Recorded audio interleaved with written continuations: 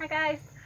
So we just got back home from processing our chickens, and I have turmeric that we're gonna add to the water because it's a natural antibacterial, just to help make sure that our birds are nice and clean. Yeah, so we do that in Sri Lanka.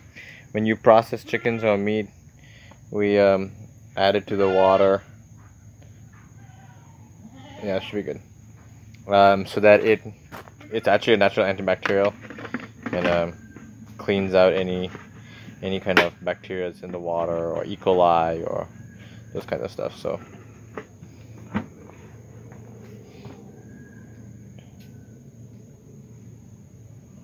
there we go. You should probably mix it a little bit with the water. Okay, never mind. Your hand might turn orange. That's okay.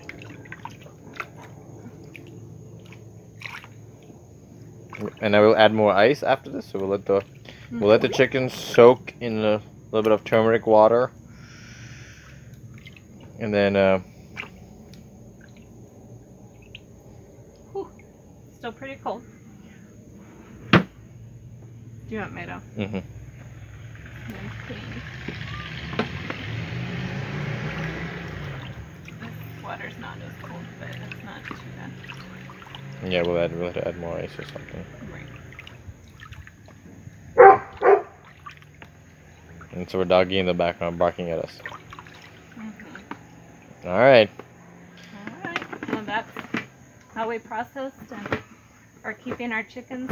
She said to keep them in water for 2 to 3 days because they're older birds, and it'll help tenderize the meat. All right, thanks for watching. Bye.